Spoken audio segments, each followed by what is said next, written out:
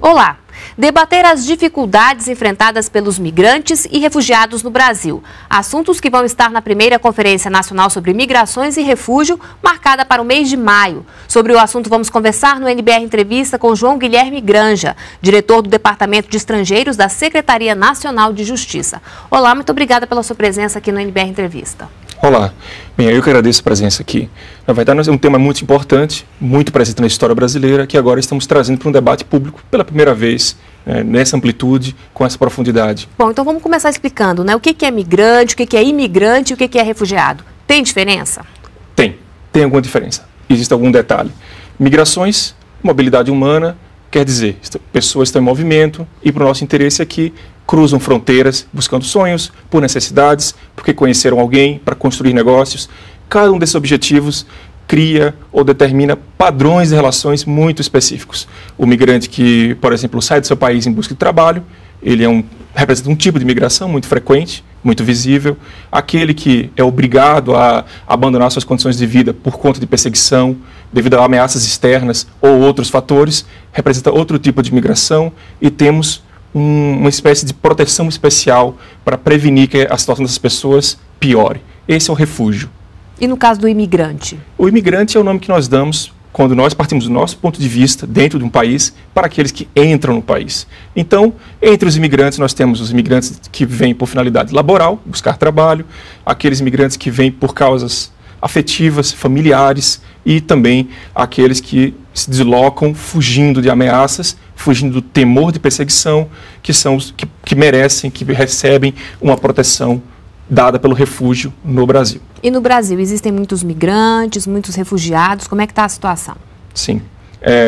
Se nós contarmos todos os tipos de imigrantes, nós temos aí cerca de 800 mil pessoas que têm documentos, têm documentação, ou seja, passou pelos trâmites burocráticos do Estado brasileiro e tem uma situação migratória considerada regular. Além desses migrantes, nós sabemos que a realidade social brasileira é mais intensa, é mais dinâmica, especialmente nas regiões de fronteira, nas grandes metrópoles, e aí devemos ter algumas centenas de milhares de pessoas mais que vivem no Brasil.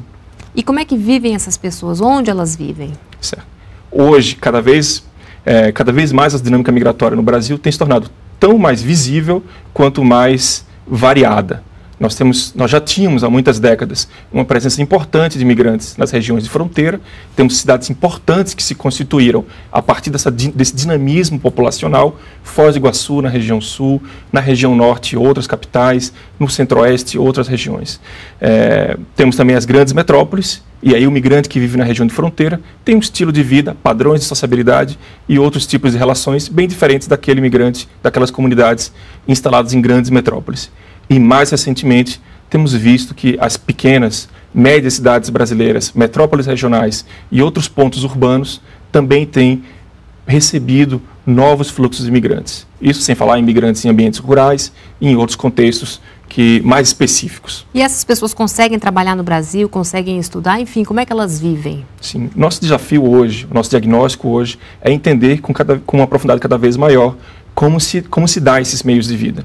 Sabemos que existem dificuldades, sabemos que existem barreiras, e um país que tem as dimensões continentais do Brasil, o tamanho da fronteira e essa integração territorial que já é plena com os países da América do Sul, tem um compromisso de buscar soluções para eventuais dificuldades de acesso à educação, eventuais dificuldades de acesso à saúde e a serviços públicos que muitas vezes precisam ser adaptados para facilitar, para impedir que barreiras linguísticas, barreiras culturais impeçam a devida prestação desse serviço público. Quais seriam as principais dificuldades hoje dessas pessoas? Hoje, nomeadamente, nós temos uma barreira linguística para muitos migrantes, especialmente nos últimos anos, quando o Brasil tem recebido fluxos de origens mais e mais diversas. Tradicionalmente, nós temos uma migração histórica que vem de origem europeia, que vem de origem de outros países da América Latina e que formaram comunidades e passaram pelo seu ajuste inicial linguístico.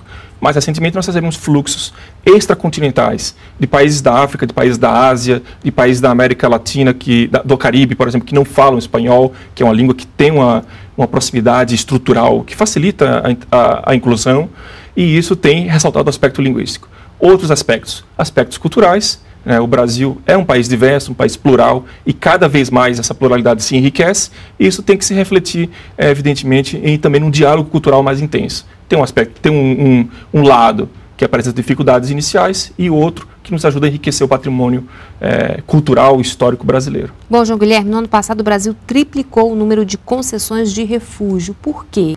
O refúgio é um instituto que tem essa natureza protetiva, essa natureza humanitária. Há décadas é um dos principais mecanismos pelos quais um país oferece abrigo a pessoas que abandonaram seu contexto original, seu contexto familiar, devido a perseguições que podem ser perseguições diversas, desde grupos criminosos até a facções que têm como objetivo a discriminação por fins de opinião, de grupo social, étnico, religioso, de gênero, de identidade sexual.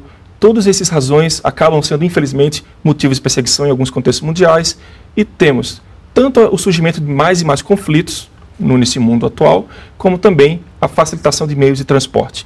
Isso, de um lado, se conjuga à maior projeção do Brasil, que acaba se mostrando um país que tem uma tradição democrática já consolidada, um país que tem uma pujança econômica nesse período de recessão, de crise, em vários outros locais que eram referências históricas para esses fluxos, né, na Europa, os Estados Unidos, países do Norte, e antes chamados países desenvolvidos, e também o maior conhecimento desse estilo de vida, dessa reputação de abertura, de receptividade. Não temos, por exemplo, partidos políticos, felizmente, ou bandeiras políticas que sejam xenofóbicas, né? Isso, de alguma forma, se irradia no mundo como um capital social que atrai tanto aqueles que buscam oportunidades, quanto aqueles, nesse caso da proteção, que fogem de ameaças. E que país manda mais gente para cá? Em termos de refúgio, nós temos um destaque regional, né? Ainda países como a Colômbia vivem as repercussões do conflito interno, das forças paramilitares e outras que disputam ou disputavam alguns anos atrás a hegemonia territorial em algumas regiões, e isso provocava deslocamentos intensos, tanto deslocamentos internos quanto deslocamentos para os países vizinhos. O Equador recebeu muitos, o Brasil recebeu algumas pessoas. Esse é um quadro regional latino-americano. E também, para lá do oceano? Para lá do oceano recebemos muitas pessoas originadas do conflito angolano, anos atrás, mas que quando o conflito se instala, ele desorganiza os padrões de vida, os padrões de regulação social, e isso aí, esses efeitos perversos, eles perduram por anos. Então, anos depois do fim do conflito, nós continuávamos a receber famílias estilhaçadas pela violência, famílias que não conseguiram se reintroduzir na realidade social desses países depois do conflito. Hoje, também temos uma presença muito interessante, muito recente e muito fácil de atrelar aos fatores políticos, aos fatores geopolíticos mais recentes, originada da Síria, devido ao conflito que aí está instalado, da região próxima à Síria, e que tem respondido pelo maior crescimento na população que solicita refúgio. E no caso dos haitianos, eles se encaixam aí em que circunstância? Os haitianos representam um capítulo importante da história do refúgio como um mecanismo de documentação inicial. Eles sentiam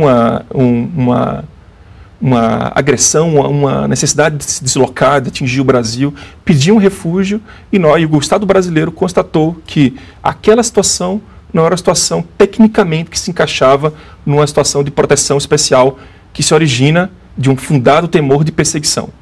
Nós temos aí um fator que é natural, o terremoto de 2010, fatores estruturais, econômicos, sociais e institucionais. Temos também uma trajetória histórica do Haiti, que é um país que tem uma história intensa de migração, é um país que tem uma população em diáspora fora das suas fronteiras muito significativa, e que uma parte desse fluxo, aí temos que destacar, uma parte pequena desse fluxo, tem um país que tem 10 milhões de habitantes, cerca de 2 milhões fora. Hoje, cerca de 20 mil dessas pessoas, 0,001%, conseguiu encontrar local de destino no Brasil. O Brasil, em resposta, percebeu a necessidade de incluir essas pessoas, de não ter uma atitude que seria estranha à trajetória brasileira. Identificou que não era refúgio, percebeu que era preciso promover um nível de inclusão e reconhecer uma permissão, uma autorização de residência de natureza humanitária especial para este caso. Agora, de alguma forma, a vinda desses estrangeiros, sejam refugiados, migrantes, enfim, pode de alguma forma trazer reflexo negativo aqui para o Brasil, por exemplo, tirar a oportunidade dos brasileiros, por exemplo, no mercado de trabalho ou nas escolas, enfim, como é que isso é visto? Certo. É uma ameaça? Essa pergunta é importantíssima, porque ela está no centro de debates muito recentes na Europa, muito recentes nos Estados Unidos, que acompanham talvez a principal notícia sobre migrações que nós no Brasil escutávamos do mundo exterior até alguns anos. Hoje nós vivemos fluxos migratórios que querem vir para o Brasil e muitas vezes transportamos essas realidades, são realidades na verdade políticas, eleitorais, de retórica nacionalista ou excludente, que caracterizam políticas xenofóbicas, restritivas e que às vezes se baseiam em argumentos econômicos. É importante destacar aqui que a economia, ela tanto afirma que as pessoas não são mercadoria, uma pessoa não pode se comparar a um fluxo de mercadorias. Quando recebemos uma tonelada a mais de cebolas e de tomates, o mercado de tomates e de cebolas costuma se baratear, costuma se precarizar, muitas vezes a mercadoria fica mais barata. Pessoas são capital, né? E receber pessoas faz parte de um processo de enriquecimento do país. Ao mesmo tempo, nós temos aí uma dinâmica também histórica de dificuldades de diferentes países desenvolvidos em justificar o tensionamento de seus serviços públicos. No Brasil, nós temos uma população que muito em breve começará a sua curva natural de declínio, porque amadurece, envelhece, porque está atingindo um processo demográfico espontâneo pelo qual passaremos necessariamente. E tudo isso vai estar em debate nessa primeira conferência? Tudo isso vai estar em debate nessa primeira conferência. É importante discutirmos aqui uma perspectiva de inclusão. Acreditamos que a inclusão do migrante, da pessoa migrante, ela é fundamental para prevenir efeitos negativos da migração, ou seja, migrante com trabalho formal no Brasil é aquele que não deprime, que não prejudica, que não precariza as relações de trabalho. Em todo lugar, a informalidade, a subdocumentação, a invisibilidade, elas sim são formas de permitir violações de direitos contra os migrantes e permitir que essa presença informal seja instrumentalizada para baratear salários, para precarizar relações laborais e para deprimir mercados. Bom, a fase agora é o quê? De etapas municipais e estaduais antes de chegar à etapa nacional, é isso? Sim, a Conferência Nacional sobre Migrações ela já está em curso.